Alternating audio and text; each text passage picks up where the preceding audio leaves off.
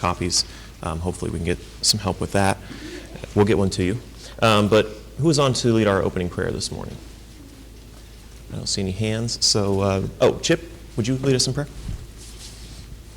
Dear Lord our God, please be with us at this time, upstairs and downstairs. Help us to learn from Nahum. Help us to learn that even though we live in a strong country, that no matter how great our might is, or no matter with how much evil things go on in this country, that we should put our faith in you, not in anything else. Lord, please be with the things that are going on overseas. Please be with all the elders and deacons. Thank you for their service, Lord. Help us to speak openly about your Son, his salvation, Lord. Thank you for this fellowship that we share, and for Lakeview as well, Lord. And be with us next month when we have our gospel meeting. Hope that to go well. In Jesus' name, amen. Amen. Thank you, Chip. All right. So as we start out the book of Nahum, we enter into this book, and it's primarily written about the city of Nineveh. We just finished a week on the book of Jonah, where Nineveh is again a central focus to the book. Jonah, as a prophet, was sent to Nineveh. He had to journey there and preach a message of repentance to that wicked city. And it was described as a great city, a wicked city. And scholars place the book of Jonah, it's difficult to place it. There's not a lot of cultural indicators or historical indicators as to when exactly that book takes place or when Jonah's journey would have taken place. The only clue we really have is the size of the city as it's described in the book.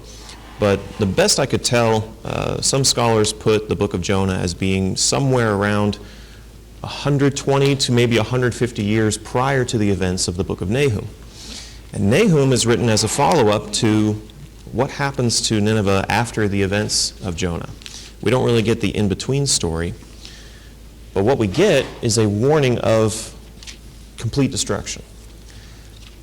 Even though we're told that the city repented in the end of the book of Jonah, Nineveh was again seen as wicked enough to be deserving of God's judgment and its destruction. So that's what we're going to be covering here. I'll preface the study this week by saying I kind of made the questions in a hurry, and when I looked at them again later, when I was reviewing some of the material, I doubted some of the things that I thought at the time when I even wrote those questions. So that's one thing to keep in mind, is I don't feel like I have my answers really nailed down yet, so your participation, your thoughts on the matter are welcome in this class, and that's the point of our discussions. The second is that I find Nahum to be a very difficult prophecy, mainly because of the tone of the book. Nahum is violent, Nahum is angry, and Nahum is hard in its message.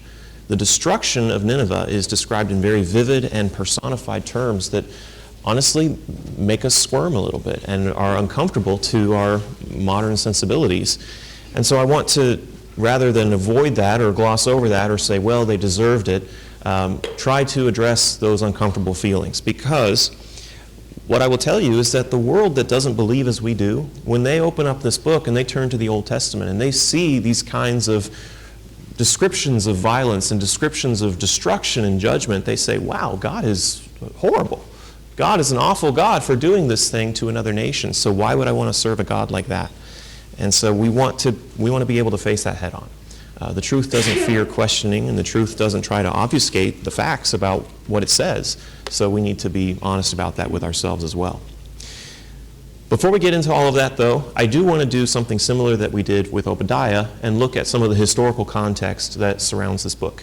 I find it really interesting to research these things, and I also think it really adds some flavor when you read the book if you know who these people were, what they did in their history, and what the rest of the world knew them for, and what ultimately was going to happen to them.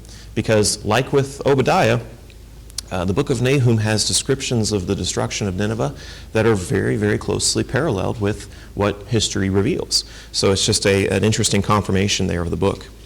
So to start off, Nineveh as a city, I don't know if you know this or not, but do you know where the first mention of Nineveh is in the Bible?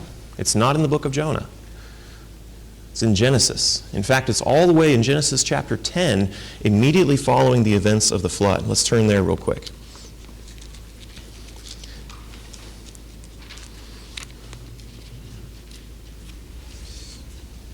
Well, I said real quick, and then all my fingers are like jelly this morning, so bear with me.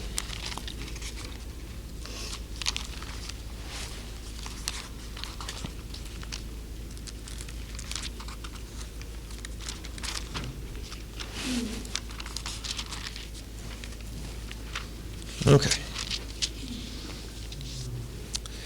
The beginning of verse 10 is the account of Noah's sons, Shem, Ham, and Japheth. And sons were born to them after the flood. We're going to skip the other sons. The focus is on Ham, because the descendants that formed the city of Nineveh are descendants of Ham. In verse 6, the sons of Ham were Cush, Mizraim, Put, and Canaan. The sons of Cush were Seba, Havilah, Sabta, Ramda, Sapta, and the sons of Ramah were Sheba and Dedan. Cush was the father of Nimrod. He began to be a valiant warrior on the earth. He was like a mighty hunter before the Lord. That is why it is said, like Nimrod, a mighty hunter before the Lord. And the primary regions of his kingdom were Babel, Erech, Akkad, Calneh, and the land of Shinar. And from that land he went to Assyria, where he built Nineveh. So Nimrod, the son of Cush, the son of Ham, the son of Jonah, we're only 3 generations from the flood. And we have the founder of the city of Noah, the city of Noah. We have the founder of the city of Nineveh recorded for us in Genesis chapter 10. You also notice that Nimrod was described as being a mighty warrior before the Lord. So there's an indication there that the generations immediately following Jonah had more closeness to God still in their family ties and in their history.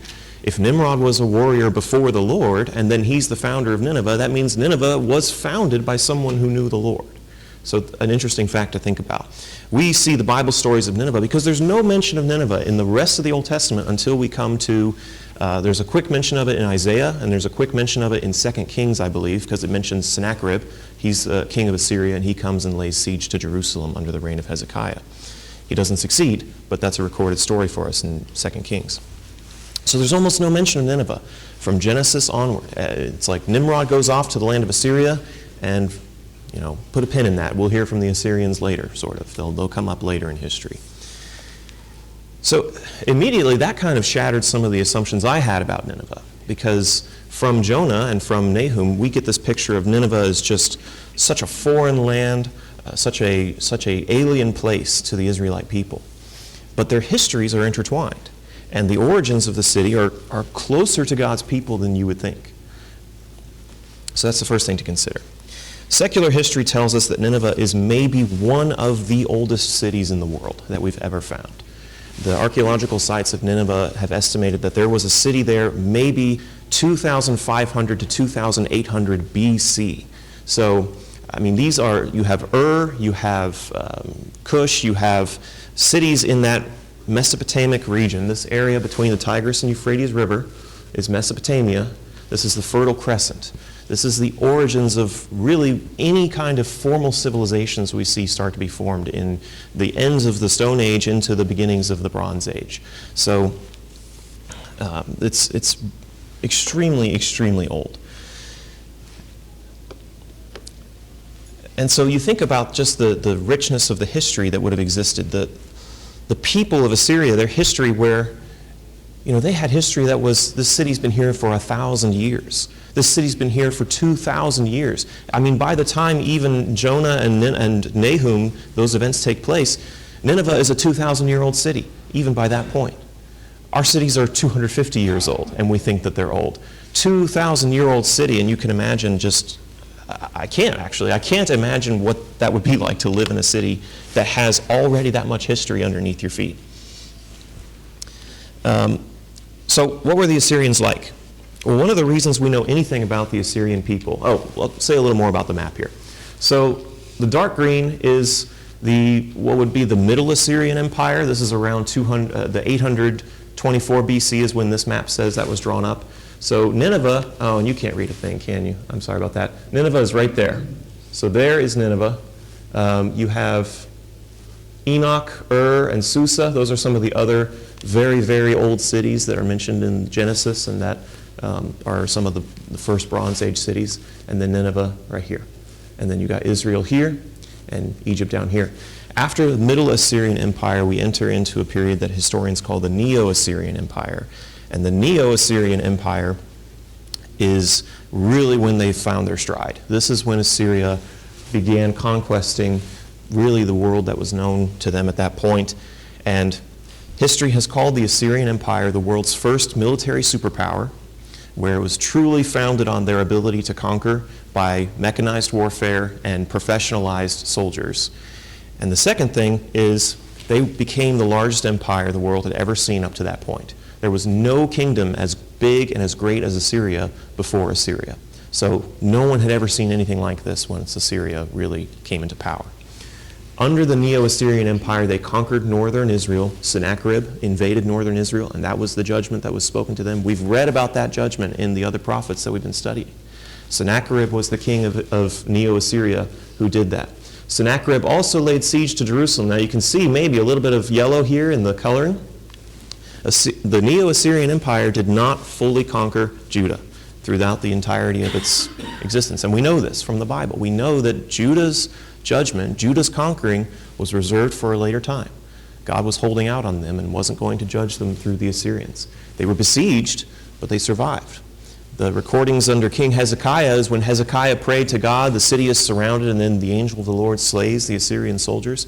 That story is part of Sennacherib's invasions. And then after Sennacherib, Ashurbanipal, he takes the empire all the way down to Thebes. Thebes in Egypt is way down here. Thebes was one of the richest cities in Egypt, and it was a city where there was a lot of religious significance. Many of the Egyptian temples were in Thebes, and for many of the times of the kingdom's history, it was the capital of the Egyptian empire. So he took their capital. We think of Egypt as being one of those great, core foundational civilizations, Egypt, Greece, Rome. We put it up on a pedestal there. Well, Assyria overpowered even Egypt, which was probably the biggest superpower before them. How do we know anything about the Ninevites and the Assyrian Empire? Well, a big part of it has to do with, and this doesn't work to click, excuse me. It has to do with some of the innovations that the Assyrians came up with. So this is cuneiform tablets where they wrote by taking these little tools or symbols and they would press it into clay. And so that's how they created their writing system. Cuneiform is one of the first writing systems. It's very, very old. And by nature of the media, it survives very well. When you write in clay or stone, it's preserved. A lot of the other writings, like the Egyptian writings, are hard to come by unless they're etched in stone because the Egyptians wrote on papyrus. But because the Sumerians and the Assyrians wrote on clay, we have found records of these tablets. This is a picture from the British Royal Museum in London. This is the library of Ashurbanipal. This is a portion of it. It's been excavated from the city of Nineveh, and like everything else in the British Museum, taken to Britain and stored there. So do with that what you will. But this is a portion of the king's library. And that's one of the things I wanted to bring out that I found in my research. The Assyrians invented the concept of libraries. It's thought that the very first libraries in the world were Assyrian because they had tablets that could be preserved, and because they, more so than the other civilizations that existed around them. Remember, Bronze Age, many of these are oral cultures. They still retain their histories by speaking, by storytelling. The Assyrians start writing things down, and they start making records. We find cuneiform tablets that are like receipts, 12 goats, two bushels of barley, we find shopping lists and receipts and records of land transfers and things like that. They made legal documents, and they stored them. And we think of that as such a banal thing now. We think, documents, writing, what's the big deal? Everybody has that. When you're the only people who have the ability to record knowledge like that and recall it later through a system of libraries, that is an extreme advantage, and they played into that advantage heavily. The Assyrians were the first to innovate a bureaucratized system of government. Wow, thanks Assyrians. No, but it was for their benefit because it enabled them to manage and maintain the size of their empire. It also enabled them to maintain their military. I wish this button worked. I think that's what my next picture is. Yes. So the military of Assyria was also one of their key innovations.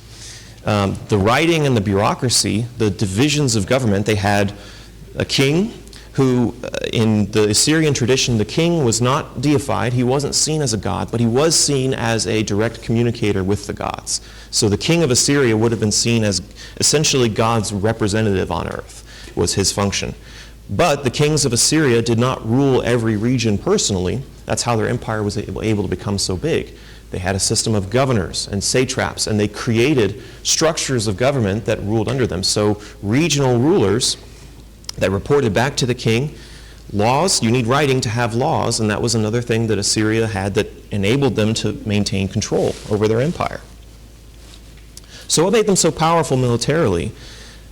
Well, one of the things was they were quick adopters of new technologies. The Assyrians were some of the first to bring chariots into warfare. This is prior to the events of Jonah. This is, talking Middle Assyrian Empire. Assyrian war chariots, you can see one here. This is a piece of Assyrian artwork from the excavation in Nineveh. It's actually depicting a lion hunt rather than an act of war, but it's the same kind of equipment that they would use. You have multiple horses drawing a chariot, and this is crewed by a driver and an archer. The archer was usually the commander, and he would direct the chariot, and then he would shoot at targets while the driver would man the horses. There's relief carvings we have of chariots that have up to a 6-man crew, where there would be multiple archers, multiple spearmen, and a driver. These would be pulled by donkeys originally, were some of the first animals they domesticated, and then later horses. So the chariots were like the Sherman tanks of ancient warfare. They didn't have elephants. Some ancient civilizations tried elephants, but that was pretty limited in scope. Chariots were almost unbeatable if you were on foot. I mean, how are you going to stop this thing pulled by 4, 6 horses? These are horses that are trained to run you down. They are trained to be weapons in and of themselves, these war horses. So you can't stop them, you can't get in their way, and if it drives by, you might get shot by one of the multiple archers that are on there. They're armored, they had shields bordering their sides, and the Assyrians were very good at professionalizing their military. That's one of the other key innovations that they came up with. If you think about it, and we don't always consider this, if you think about Israel, and even during the kingdoms of David and so forth, if you think about Israel's army, who was it made up of? Just regular people. You basically just rustled up as many men as could fight, and that was your army. These Israelites were farmers and shepherds and carpenters and whatever, and when it was wartime, when an enemy was at the gates, they would lay their tools down and they'd have to pick up their weapons, and suddenly now we're the military. We have to defend our own city. That was the mode of almost every civilization that existed around them. They didn't have professionalized militaries that we're used to having now. Well, Assyria changed that. Assyria said, you're a soldier, your only job is to be a soldier, and we will pay you and train you to be nothing but a soldier. So what happens when you're a professional soldier and that's all that your purpose and function is in your empire? You become really good at it. These soldiers had the ability to gain experience and training and the latest technology. I mentioned the chariots. The other technology is iron. When we come from the Bronze Age into the Iron Age, this is kind of opening the doors of the Neo-Assyrian Empire. That's when iron weapons first started being made. Remember in Amos, there was a mention of one of the cities, I forget which one it was, but God said one of the crimes of that city was that they used an iron implement, or they used an iron weapon against their neighbors. That was around the time period that iron really gave you an advantage in warfare. The weapons prior to them were made of copper or made of bronze, and they were weaker. They would dull more quickly. The armor was easier to split or to pierce. Iron weapons and iron armor were much, much stronger. So immediately, they're outclassed and they're outtrained all their opponents as they're just storming their way across the ancient world. While we're talking about their military, I want to address, too, some of the things that we may have heard about Assyria before. If you've if you've studied biblical history, it's a very common theme that Assyria is attributed for being exceptionally cruel in their war practices. You have accounts of chopping off the hands of captives, and they counted the dead by stacking up their heads, and they would throw bodies and heads over the walls to terrify the inhabitants inside. They would skin kings alive and wear their skins and put them on spikes and poles and impale them. It's a lot. And I won't say that none of those things happened. It's probably very likely that, yeah, they did that. Assyria is credited with inventing the precursor to what the Romans would create later as crucifixion. You may have heard the phrase, the Assyrians invented crucifixion and the Romans perfected it. I'm not contesting any of that as being true. However, I do just want to put the thought in your mind that they may not be as uniquely cruel as you think they were. Really, this mode of warfare, this mode of killing and dismembering and the violence that went along with ancient warfare was kind of the norm. This was really not as uncommon as you would think. So I don't want you to get the picture that these Assyrians are just uniquely barbaric peoples. In fact, if you were an outside observer of ancient history, you look at the Assyrians and say, well, they're the superpower. They're the first world nation, and all these other nations are the backward ones because they have writing and they have government and they have a system of laws and they have all this stuff that makes them civilized, right? The Assyrians are the civilized ones in the ancient stories. Remember when David had to number how many Philistines he killed and Saul wanted proof of how many he killed? Remember what David did? He started chopping. So just saying, it's not as unique as you would think. Okay? I don't want to give the sense that Assyria stood out alone in that regard. It was extremely cruel. There was a lot of brutality in ancient warfare. So just want to fully acknowledge that. Got a couple more pictures here. Oh yeah.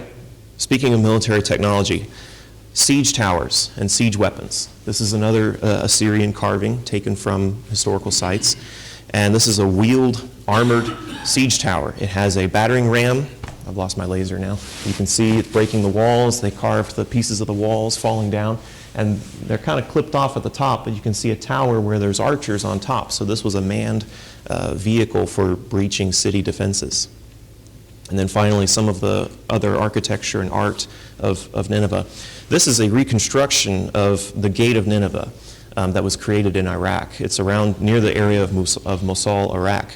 And the lower portion of the wall, you can see the older stones and kind of the spiked minarets on top. That's reconstructed from stones found from the site. And then the Iraqi government made it a historical site, and they built this gate with some modern techniques to show just the estimated scale and appearance of what that gate would have looked like.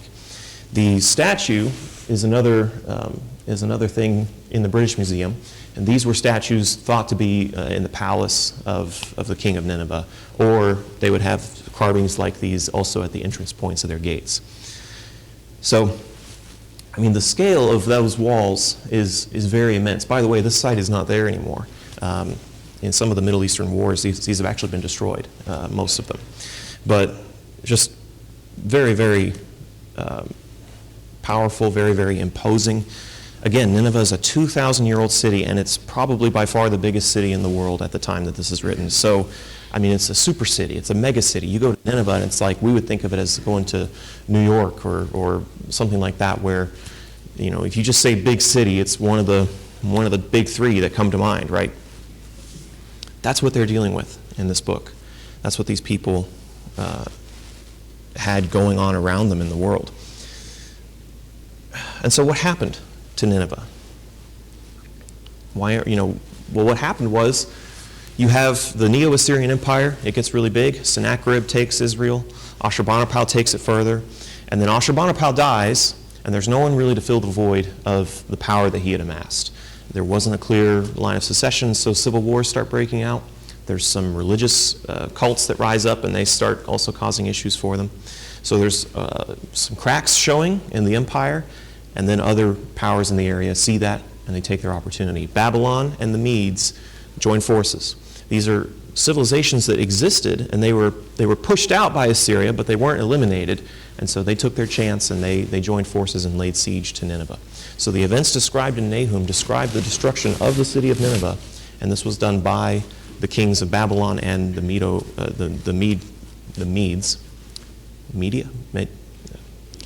The Medes, yeah. I'm trying to think of the other tense of that word, and it's not coming to me.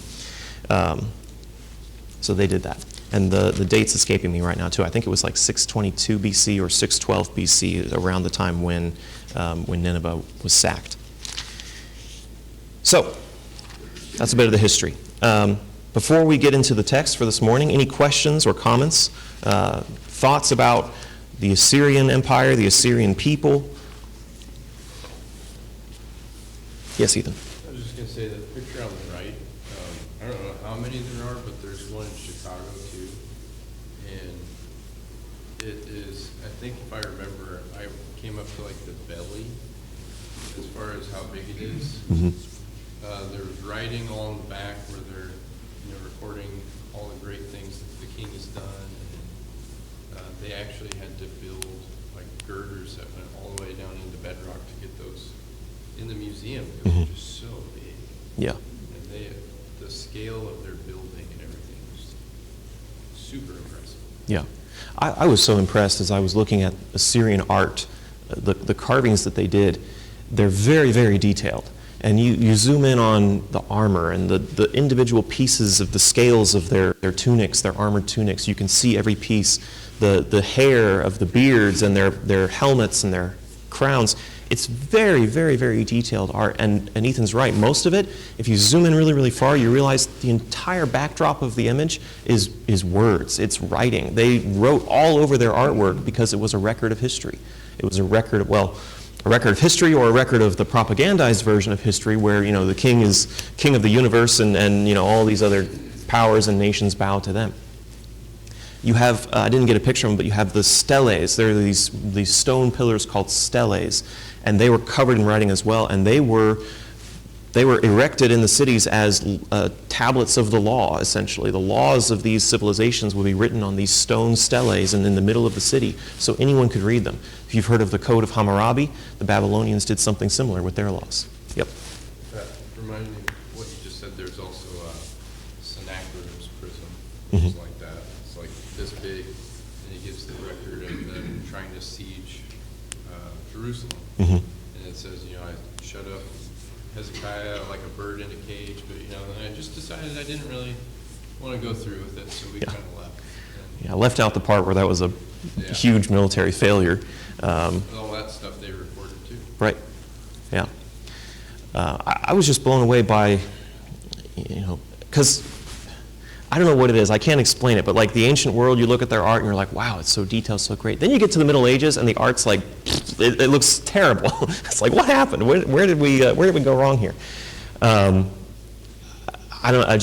The more I researched it, it was just more and more interesting. And you almost find yourself kind of being, I don't know if I want to say this, you almost root for them. It's like, these people are cool. Like, this is neat. Like, where did they go wrong? And we'll get to that. So don't think I'm switching sides here or anything. But it opens up your eyes to, if you only look at history from a Bible-centric view of history, you think that the Bible story is the only story going on. And that's just not the case. Everyone's got their history going on. And history is so much broader than if we only think that this is the story that matters. Not that it doesn't matter. I like to see what's on the peripheries a bit more. Yes. Oh, I thought you had your hand up. I did, but I never even pointed. Oh, yes, sir. So the ornate architecture, the amount of detail that went into these expressions that were very visible to all of your residents as well as any visitors or any attackers that were going to come up here are all evident that these things were done during periods of dominance. If you were under war and you need to erect a wall to stop an enemy, you're not going to take the time to decorate it.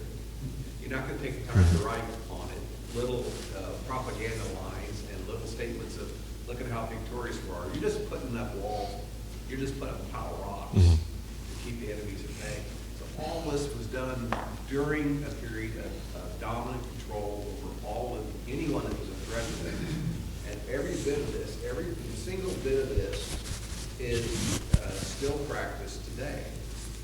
Countries want to show dominance and power by erecting great works of art, or by erecting great structures, or writing on buildings, all kinds of messages, and we still engage in exactly the same kind of thing. Mhm. And it sets the tone for this is who we aspire to be as a people. It's not necessarily who they are, but they aspire to be dominant. They aspire to be overwhelming in their presence and in their strength. And it's meant to send a message. Don't bother. Yeah. Don't just leave us alone. Right. It's to your benefit. First military superpower, and their architecture communicates that. The way they build their cities communicates that, hey, we're a military power first and foremost, and if you're going to attack us, it's going to be head on. Do you remember when we talked about Edom and the structures that they built? That communicated something very different. Edom's structures communicated, we'll survive, we'll retreat into our mountains, you can't touch us in here. But Nineveh is about power projection. And so putting that power out in the open where everyone can see it, but you wouldn't dare go up against these walls. You wouldn't dare go up against our power and our might. So it just goes to show the way that these civilizations, they showed kind of their thesis of how they operated. One more interesting detail too that I forgot to share was I found in some of the writings there's some more recent theories that the Hanging Gardens of Babylon may not have been in Babylon, they might have been in Nineveh. Because we actually don't have any Babylonian records of gardens in Babylon. There was a later Roman or Greek historian who kind of wrote the text that formed the idea of the Hanging Gardens. He described it. But there was also a period of history where Nineveh conquered Babylon, and then, like as a joke almost, they renamed Nineveh New Babylon, and then it confused a bunch of historians of the time. That's kind of what we think happened, is that there was a renaming that happened. And there are records from Assyrian kings who describe building aqueducts and raised terraced gardens in Nineveh. Sennacherib, after his conquests, he planted an avenue of fig trees all down the main street of Nineveh, trees growing in the middle of this super city, to show, look, not only can I conquer and build out of stone, but I can even raise up the life of nature and the earth and cover my city with nature, was kind of the point that he was showing. And there's some carvings and reliefs that show this lush greenery all mixed in with the city. So there's I think, a pretty compelling theory that Nineveh might have actually hosted one of the 7 wonders of the ancient world. Rather than Babylon, the Hanging Gardens might have been there. Brace, you had a hand up? I love the map of the Assyrian Empire and the differences of the dates of the older Assyrian Empire versus the Neo-Assyrian Empire, just because it's pretty clear from that map, Sennacherib's words notwithstanding, that their intent was to conquer that entire area. Mm-hmm. And yet Judah, as you pointed out, remains unconquered. And it, number one, validates what Scripture says. The Scripture says the same thing. But it also, to me, is a piece of evidence for the existence and power of God. Mm-hmm. I mean, they went against Israel, who was also servants of Jehovah. Yeah. And Assyria, and the northern kingdom fell. Yeah. But the southern kingdom stood. They didn't have walls like Nineveh. They didn't have a trove of iron weapons like the Assyrians. Their soldiers were conscripts, rustled up from among the people, whereas Assyrians were professional soldiers, and still they can't take puny little Judah. I mean, what's wrong, Sennacherib? Would you get tired? What's the matter? So yeah, If Jerusalem had stood, okay, maybe, but the rest of it fell. But no, it was the entire nation of Judah stands because they turned to God and God preserved them. yeah, yeah, But God said, don't trust in your war horses, don't trust in your chariots. No, that's no matter, I'll take care of it. yeah, yeah. Good comments. Is there any others? All right. Well, I spent a little longer on that than I meant to, but I find it super interesting, and I think it just adds a ton of flavor to the book. So we start off in Nahum chapter 1. We'll just read a little bit here. Yes, sir, before we start. Real quick, all that foundation and all their power and all their, nobody wants to fight them. In chapter 3, God describes them as basically you're a bully. And, your, arrogance and your, relying on yourself is coming to an end. Yeah. But it's interesting seeing all the history behind it and how it kind of puts a little bit more flavor to what's talked about in chapter 3. Yeah, absolutely. And, the thing, I said Assyria wasn't all that unique in their war fighting, the cruelty, the violence, all that. What they were unique about was the scale. I mean, nobody did it at a scale that Assyria had been able to do it. And as a result, Assyria made a lot of enemies. And there were a lot of peoples in that region who hated Assyria. Whether they were conquered by Assyria and had an Assyrian governor put over them, and now they have to abide by the system of Assyrian laws, or if they were survivors and trying to fight against Assyria, the hatred of Assyria was rampant. And I think that is echoed in chapter 3 when God essentially says, the world's going to cheer when this happens to you. There's going to be celebration when all this terrible violence happens to the city of Nineveh because you've done this to so many people. Ethan? And Nineveh falls, if I remember, because the Babylonians and different people who all hated their overlords came together and teamed up, basically, Right. on Nineveh, and were so happy when they were successful. Yeah, it was an allied effort to take that city. So, good comments. Okay, this is verse 1 of Nahum. We only got 5 minutes here. This is an oracle about Nineveh. The book of the vision of Nahum, the Elkoshite. The Lord is a zealous and avenging God. The Lord is avenging and very angry. The Lord takes vengeance against his foes. He sustains his rage against his enemies. The Lord is slow to anger, but great in power. The Lord will certainly not allow the wicked to go unpunished. He marches out in the whirlwind and the raging storm. Dark storm clouds billow like dust under his feet.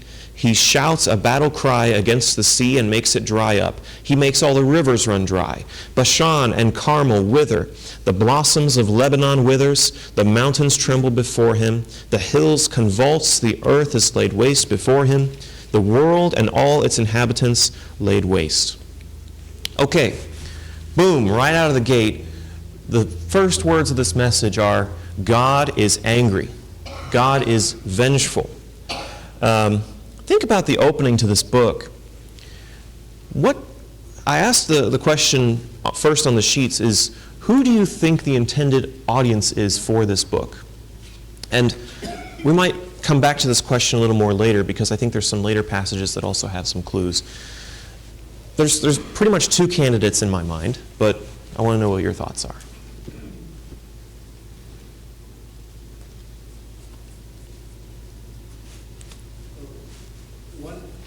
One aspect of all of this is that God has told Israel that he has raised up Assyria for the purpose of avenging Israel's disobedience. Mm-hmm.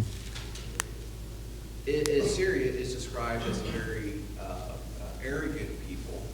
They do what they do thinking it's all because of how tough and strong and big they are. So that's their attitude. This kind of preaching is really not going to faze that kind of people.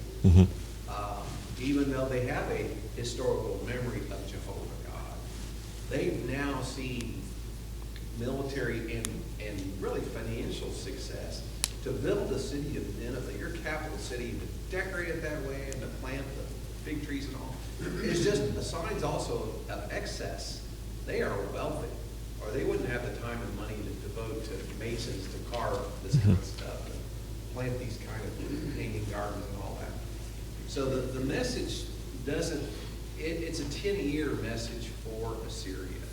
But I think that the true intended audience would be those who are affiliated with Nahum, whoever they are. Mm-hmm. Whatever reach he has, that's probably the one that need to hear this. Yeah. I think Joy and then Ethan. So I have to read this through my own filter here. So actually, I thought after reading the introductory paragraph, it's in my ESV, Mhm. it sounds like it was to Judah, comma, and to Christians, because boogeymen are not going to win. Mm-hmm. I think that's a really good way to put it.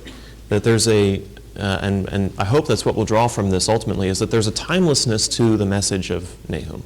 We don't think of a fortified walled city full of professional soldiers and think that that's the main thing that we have to contend with, but the message stands beyond just the context of its immediate history. And I would also agree from both those comments that I think this message is more relevant to God's people than it is to the Ninevites. What were you going to say, Ethan? That segues perfectly.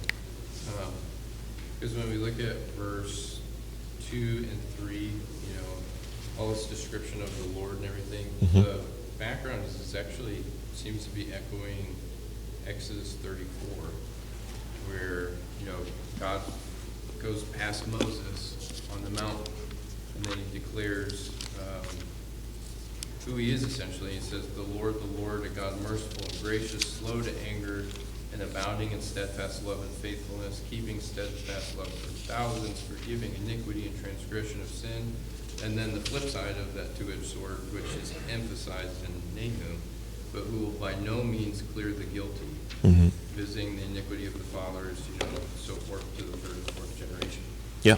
So I think with what others have said, probably primarily to God's people, and in the way that he's talking about this, he's calling attention to, I am, the God of your covenant with you. Yeah. And that means that all those scary things that's part of that description of myself is going to fall on the enemies. Right. I agree. There's not a lot known about the description of Nahum as an Elkoshite. We don't know what people or tribe that really represented. The prevailing theory is that it may be referencing a city that was north of Israel and would have been under conquered Assyrian territory. So it could be that Nahum is essentially a national Hebrew nationality, but that he's been displaced into Assyrian territory and could even be living not far from Nineveh. So he's out of his home, he's out of his place of origin, but he's writing to the other Israel and Jewish people who might be suffering under Assyria with this message. One of the other clues here is in verse 4. The illustrations he uses are Bashan and Carmel and the blossoms of Lebanon. These were geographic regions that were pertinent to Israel and Canaan, but not part of the Assyrian Empire at large. When we're talking about the power that God has, when God wants to illustrate, I can do the impossible, he says, I can dry up the sea, I can make the rivers dry up, and I can make Bashan and Carmel. Mount Carmel and Bashan were some of the most forested regions of ancient Israel. They were very lush and very green. I can make them wither. And the blossoms of Lebanon, obviously with the cedars and the forests in Lebanon, I can make them wither. So there's illustrations that God uses that I think would have been far more relevant to people of Israel or Jewish descendancy rather than they would be to an Assyrian hearer. That doesn't mean God didn't send his warnings to Nineveh. We have proof of that in Jonah. So I don't know that there was no message sent to Nineveh prior to its destruction, but I think this book is written to the people who would be the observers of that. God's people who are going to witness this destruction take place and see that God is doing this. All right, thank you for your comments this morning. We'll pick up and we'll try to get through the rest of the chapters of Nahum on Wednesday. So appreciate your thoughts.